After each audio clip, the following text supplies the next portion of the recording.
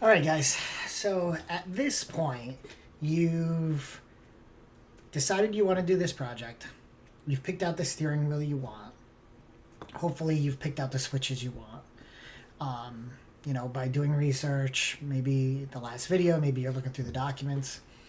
So now I'm going to teach you guys a bit of the basics around how our controllers work in our Mustangs, and this goes for both the S197 and the S550.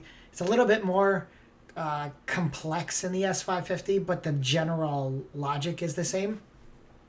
But before I get into that, I want to talk very, very basics just to give you guys an understanding of why Ford did what they did the way they did. So when we think about the buttons on a car, for the sake of moving through this, I'm not going to call them buttons, I'm going to call them switches, because that's really what they typically are called. This is your standard standalone switch, okay? When you press the button, you mechanically close these contacts, and then you have a closed circuit. Now, when you have a switch and you're just using it based on pure continuity, you need to have one wire here and one wire here. So for any button that you have, you need to have at least two wires, a feed coming in and a return coming out. Okay, that doesn't seem like a big deal at first until you start adding multiple buttons in. Okay, in the case of one switch, you need to have two wires. In the case of two switches, you need to have four wires.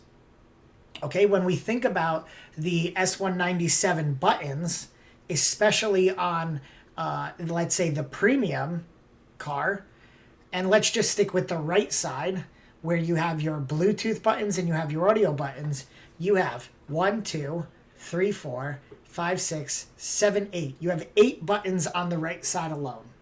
Okay, if we followed the standard continuity way switches work, you would need 16 wires for the right switch alone, not counting the LED feed and the ground for the LEDs, which would be another 2 wires. So that would be, 18 wires on the right.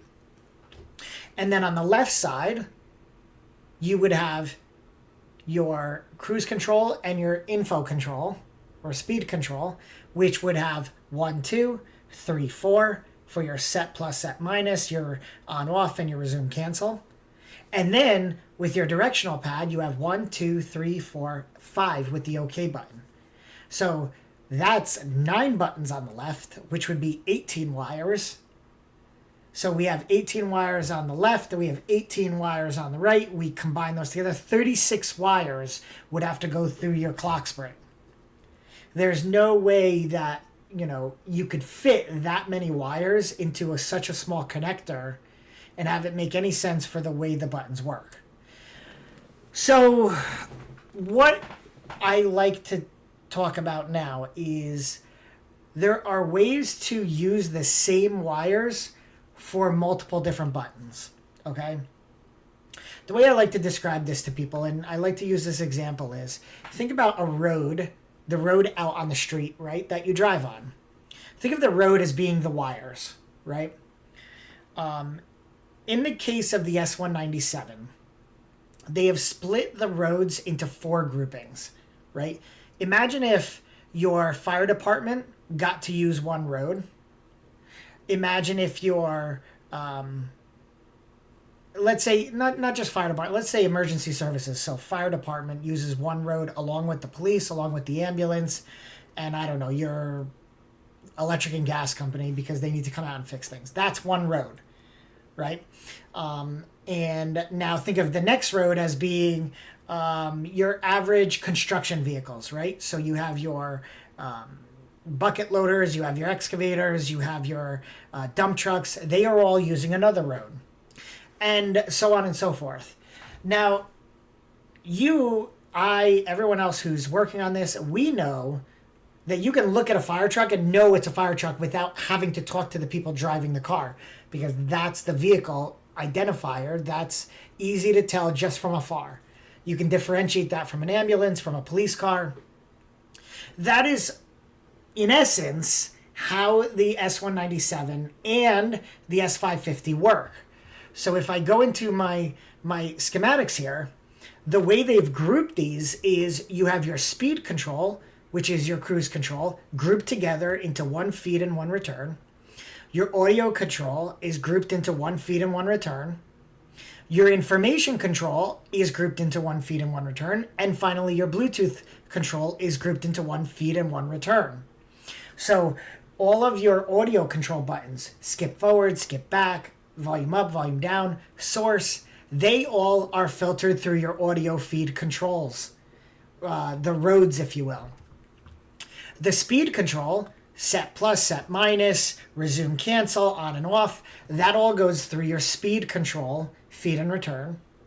Information control, your up, down, left, right, OK button all go through the info control. And the Bluetooth control is only three. It's your phone button, it's your voice button, and there is a separate OK button for your Bluetooth controls if you have them. So understanding that is how it works. What we need to do is fake the S197, or sorry, the S550 controls to operate this way. That's a little bit difficult because when we look at the S550 controls, now there's a couple things going on in here, but I'm going to try to summarize it for you. They have it split very similarly into 1, 2, 3, and 4. However, in order to save on wires, in order to have all these other functions go through the clock spring that has the same number of wires, they actually share the return. So imagine, if you will, for a second, if we go back to our example I gave before, imagine if your fire department, your police department, your ambulance are all using one road to get to work. Your construction vehicles, your bucket loaders, excavators, dump trucks are using a separate road to get to work. But then they both use the same return to come back home. Okay? That allows you to free up one wire for some other usage in the vehicle.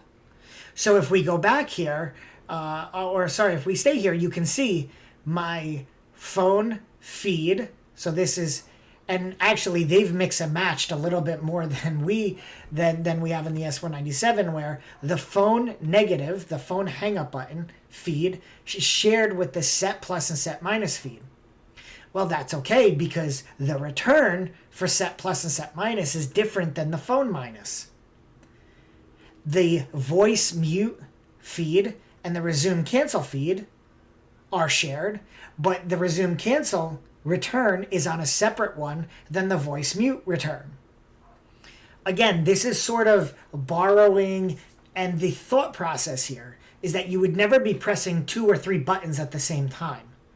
And generally speaking, that's kind of what happens, right? You as a driver are probably not going to be setting your resume and cancel at the same time as you're pressing the, info pad, or I call it the D-pad here. And so you're never going to be sharing that return signal at the same time. Again, there's assumptions made from a Ford perspective, but generally speaking, that's how the S550 works. So what we have to do here is we have to find a way to do 2 things essentially.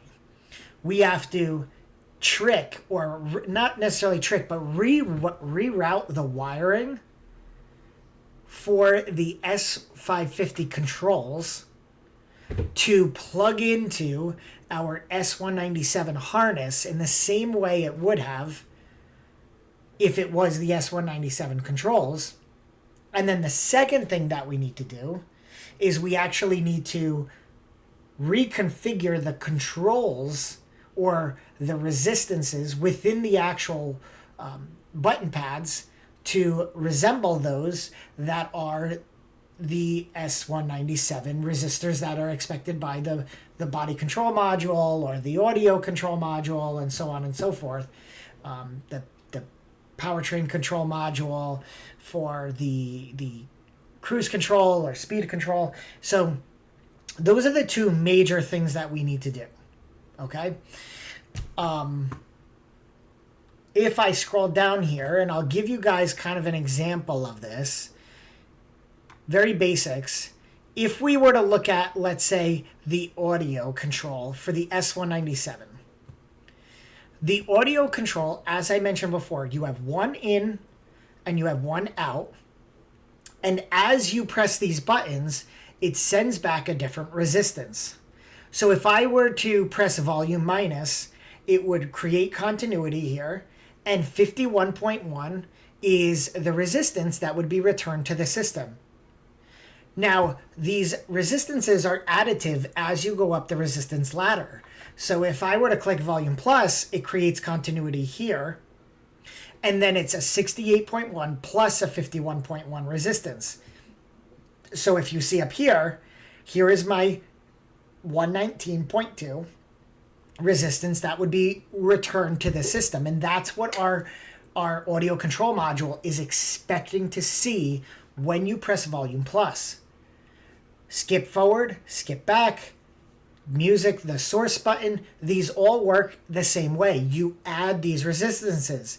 And you can see here what I did was I actually measured these, and you can see these measurements reflect this corresponding calculated resistance that the system would expect. Okay? So again, what you need to think about as you know, you're listening to this video and you're embarking on this journey is that for all of our button schemes, we need to make them reflect these resistances as we go through and build out and rearrange the circuit boards. The other thing I'm not going to get into too much here, I will get into when we get into each. I'm going to do one video for each board so you guys see exactly how they're designed and exactly how they need to be changed. Is if you follow this, we're following a step ladder setup. The S197 board was designed for this particular order of steps going up. So volume plus is first, then volume minus is first, then volume plus, then skip forward, then skip back, then the source. The issue is when we look at the S550, the order is not the same. The order is different. So not only do we need to change the resistors, we need to jump around the board. And so I'll get into more detail on that, but it means we have to modify the board itself, and then we have to modify the connector pinouts to reflect the fact that we're no longer only using 6 wires for all 4 controls. We need to go back to 8. So, again, I highly encourage you guys to peruse through this documentation, go through it. It's going to give you a little bit more of a flavor here. I have dissected, if you look here, I've dissected exactly all of the controls as if you were to go through them to see what pins does the volume out come on, does, you know, skip back, skip minus, music, and so on and so forth. How do they actually operate on the switches? And it will give you a better understanding of how they work. To use this audio as an example, you may not realize, but despite it being in the same switch, the circuit for the audio controls is designed to incorporate your music button, your skip back, your volume minus, your volume plus, and your skip forward. That leaves these 3 buttons, your Bluetooth buttons, completely unattended. If I come down and I look at the Bluetooth, which is a similar stepladder diagram, you can see that diagram or that circuit now impacts these resistors and only impacts these 3 buttons.